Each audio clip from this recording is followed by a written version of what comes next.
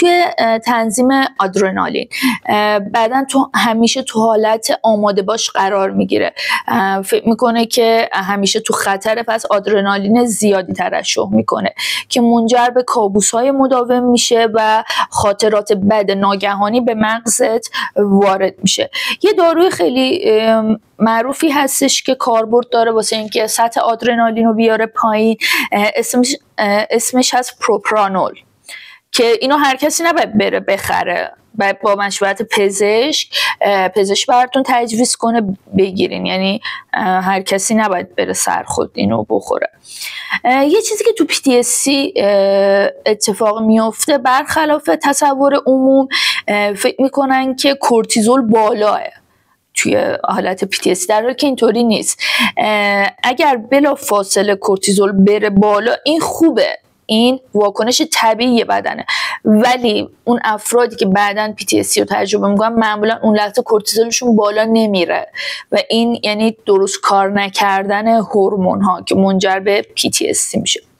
حالا گفتیم که زنها خیلی بیشتر PTSD رو تجربه میکنن دیگه. چرا این اتفاق میفته؟ چون نسبت به تحریکات استرس‌زا خیلی حساس سرن، چون آمیگدالای فعالی دارن، اون قسمت ترس مغزشون خیلی فعال تر از مردا هستش و تو فاز لوآل قبل از پریودی سخت‌تر میتونن خاطرات رو فراموش بکنن.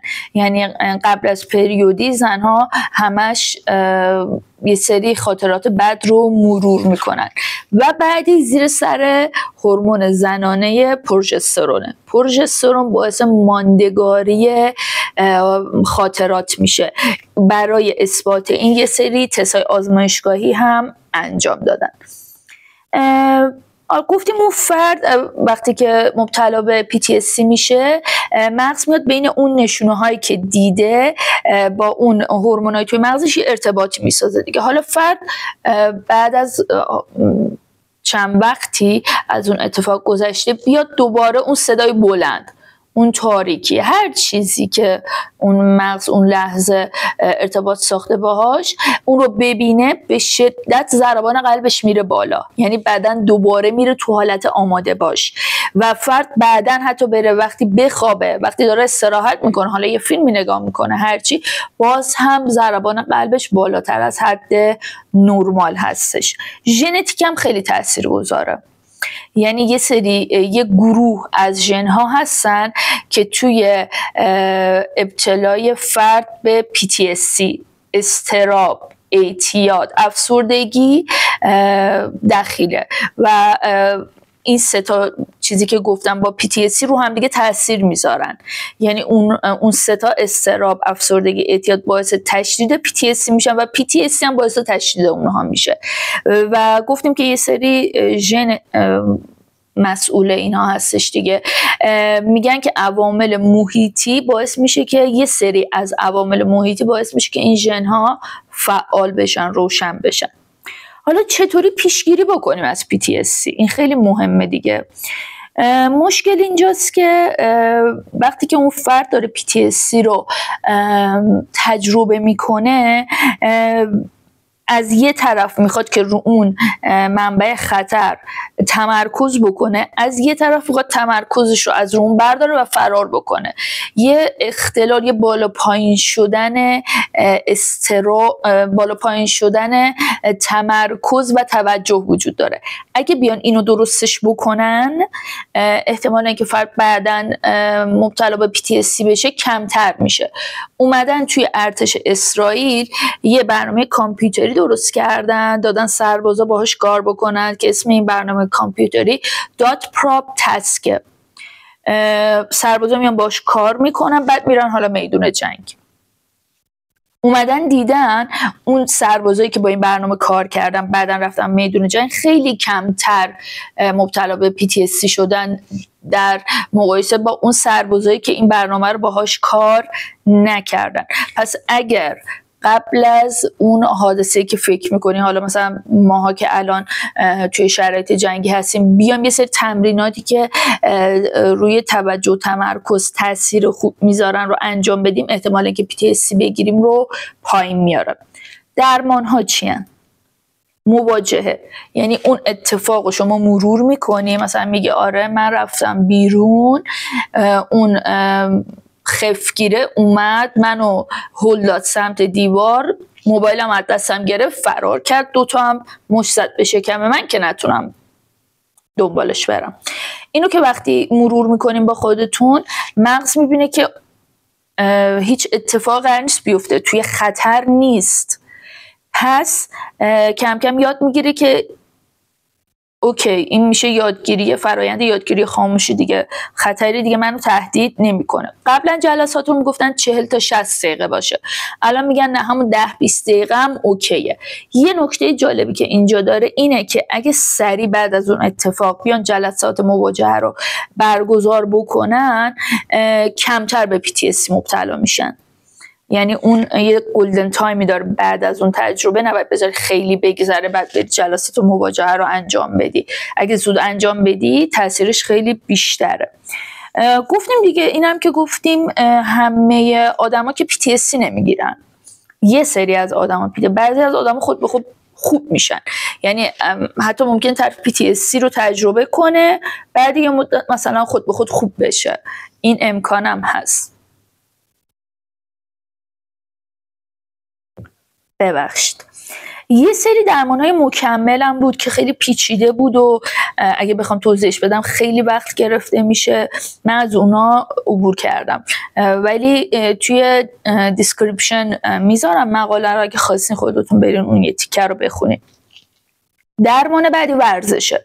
وقتی شما ورزش میکنین یه سری هورمون توی مغزتون ترشح میشه که این هورمون‌ها کمک میکنن به فرایند یادگیری خاموشی، یعنی میاد میبینه اون علامت ها هست ولی دیگه تو خطر نیستم، پس اوکی آروم باش، بدن رو نبر، توی حالت آماده باش، آدرنالین زیاد ترشح نکن، ورزش اونجا به کارتون میاد. یه نوع PTSD هم داشتیم بهتون گفتم دیلید بود دیگه، اون دیلید خیلی شایع، 25% افرادی که مبتلا به PTSD میشن این دیلید رو تجربه میکنن. چرا؟ یه چند تا تئوری احتمالی در نظر میگه. اولیش بی‌حسی و انکار، یعنی طرف میگه حالا چیزی نشده که، حالا یه بمب زدن دیگه، حالا نصف خونه ما هم خراب شد. اون بی‌حسی و انکار باعث میشه که شما احساسات رو به رسمیت نشناسی، بهشون بها ندی، سرکوبشون کنی و اینا بعد از چند صباحی خودشون نشون میدن. البته اینو بگم توی تعریف دیلید PTSD میگه که حداقل بعد 6 ماه بعد خودشون نشون بدن، اینم تو پرانتز بگم. مشغولیت‌های فردی تئوری بعدیه، یعنی طرف بعد از یه مدت کوتاهی بعد از اون حادثه و سریع برگرده سر کار، دانشگاه، کارهای روزمره، بچه داری، خونه داری و اینا، پس باعث میشه که اون بدن فرایند طبیعی رو طی نکنه و بعدها منجر به PTSD بشه. استرس های ثانویه، یعنی اول حالش خوبه بعد من یه استرس دیگه ای رو تجربه میکنه، اون استرس دیگه باعث میشه اون تجربه قبلی هم خودشو نشون بده، بریزه بیرون. اصطلاحاً احساس امنیت موقت، این آخرین تئوری معمولا برای سربازا و نیروهای نظامی هستش. اون موقع که فرد از اون میدان جنگ میاد بیرون یه احساس امنیت موقتی رو تجربه میکنه، خب میگه که اوکی من دیگه خوبم و احساساتشو نمیاد باشه کافی کنه ببینه چی داره اتفاق میفته. بعد از یه مدت، بعد از 6 ماه حداقل میاد PTSD رو تجربه میکنه. متاسفانه تو کشورهای فقیر با منابع محدود و اینا، با سطح اقتصادی پایین و متوسط، افراد بیشتر احتمال داره که PTSD بگیرن. اونا نمیتونن برن جلسات مشاوره و روانشناسی و اینا چون معمولا پولی برای اینا ندارن و قسمت غمگین ماجرا اینه که بیشتر جنگ ها و حالا این زلزله و اینا تو این کشورهای در حال توسعه و فقیر داره انجام میشه. مثلا یک کشور پیشرفته مثل ژاپن وقتی داره چی میگن زلزله تجربه میکنه اینقدر زیر ساختاش اوکیه که منجر به خرابی و مردن نمیشه، پس PTSD هم مردم نمیگیرن. این یه چیز خیلی ناامید کننده بود دیگه، این نکته خیلی ناامید کننده بود. حالا بعضی از سازمان‌ها میخوان یه خدماتی بدن به این کشورهای در حال توسعه که اینها بتونن غلبه کنن به PTSD، ازش گذر کنن و اینا اومدن یه سری حالا نیروها رو فرستادن، ولی این با شکست مواجه شد. نیروها منظورم کارشناسا و حالا روانشناسا اینا هستن، چون اولا که خب اینا خیلی جایی هستن که دورن، دوم این که خیلی جلسات باید طولانی باشه، یعنی با 1-2 جلسه کار جمع نمیشه. پس اومدن 2 تا کار کردن. یه متد تاسک شیفتینگ رو گذاشتن. یعنی چی؟ میان به اون مامورای بهداشت، به اون مددکارا یه سری آموزش ها میدن، یه سری دوره ها براشون میذارن، میگن که شما بیاین مثلا با این افراد صحبت کنین، درمانشون کنین و اینا. یه کار دیگه هم که کردن اینه که به جای اینکه بیان رو خود PTSD تمرکز کنن، میان روی اضطراب تمرکز میکنن، میان اضطراب فردو میارن پایین، میگن این خیلی کمک میکنه که فرد بتونه مووان کنه از اون PTSD.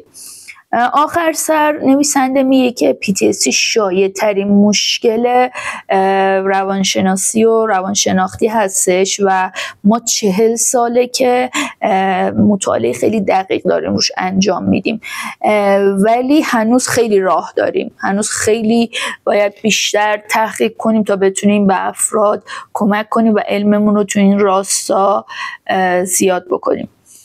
مرسی که تا آخر ویدیو با من بودین، امیدوارم براتون مفید بوده باشه و به زودی جهان و ایران در صلح باشه. ممنون.